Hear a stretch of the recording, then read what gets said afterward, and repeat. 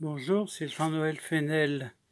Je fais une petite vidéo pour expliquer comment faire le réglage de soupape après un changement de culasse.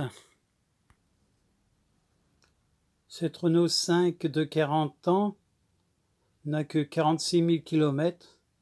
Néanmoins, à titre préventif, je viens de changer le joint de culasse et je vais aussi changer la pompe à eau.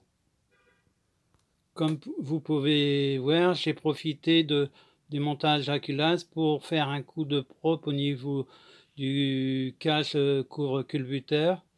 Et voici la nouvelle pompe à eau qui sera installée.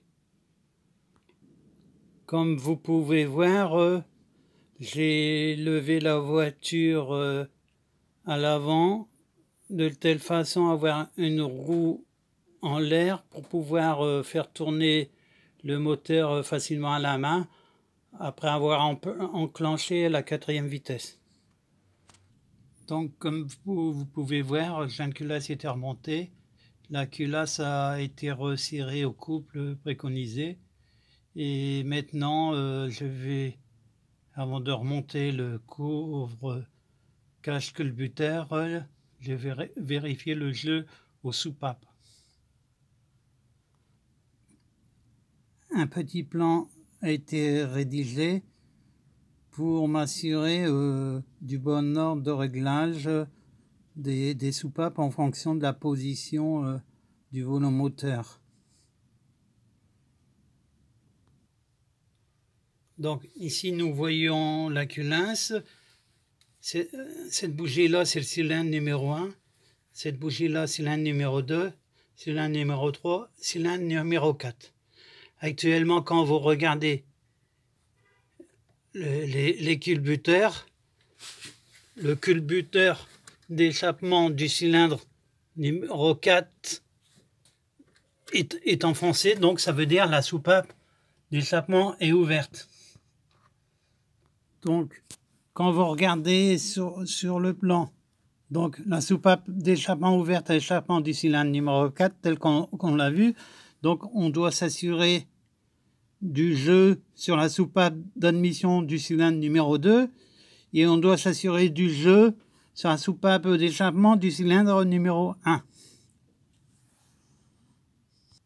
Quand vous avez un doute pour savoir quelle soupape de tel ou tel cylindre, il suffit de bien regarder votre collecteur.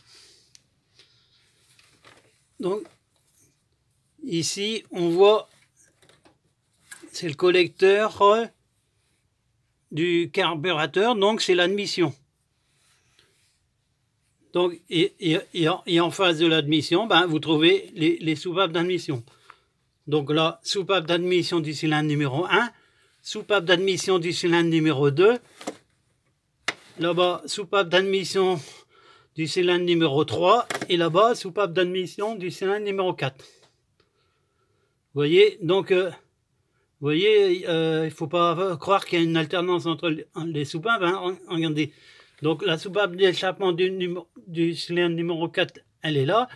La soupape d'échappement du cylindre numéro 3, elle est là. La soupape d'échappement du cylindre numéro 2, elle est là.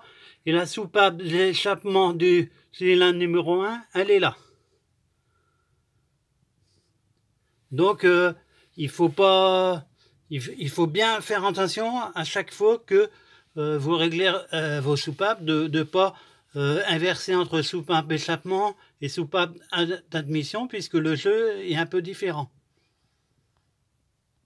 Donc comme vous voyez, j'utilise deux jeux de cale, puisque à l'échappement on doit avoir 2 dixièmes et à l'admission 1 dixième et demi. Donc c'est pour ça que j'utilise les 2 jeux de cale. Donc comme la soupape d'échappement du cylindre numéro 4 est actionnée, et donc le jeu que je vérifie au cylindre numéro 2, c'est la soupape d'admission, il doit y avoir 1,5. Vous voyez, ici il y a un jeu beaucoup plus important, donc il va falloir régler avec cette vis de réglage. Et sur le cylindre Numéro 1, c'est la soupape d'échappement. De toute façon, là, vous voyez, c'est directement du collecteur.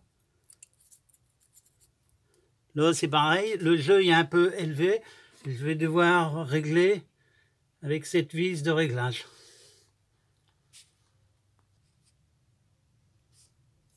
Quand vous procédez au réglage, que vous mettez la cale, ça doit être gras quand vous mettez la cale. Hein. Et ça ne doit pas être dur. Hein. Donc, ni trop lâche. Hein. Trop lâche, c'est que le jeu est trop important. Et trop dur, c'est qu'il est trop serré. Donc, ça doit être juste gras quand vous passez votre cale.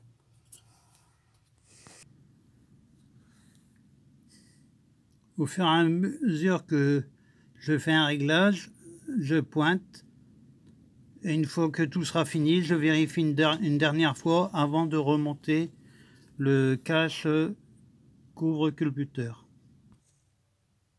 Voilà, dès que j'ai fini ce réglage du jeu aux soupapes, moi je m'attacherai à faire le réglage de l'allumage, mais je vais vérifier tout le système d'allumage. Et avant de faire son réglage, je ferai une petite vidéo pour vous en informer. Au revoir.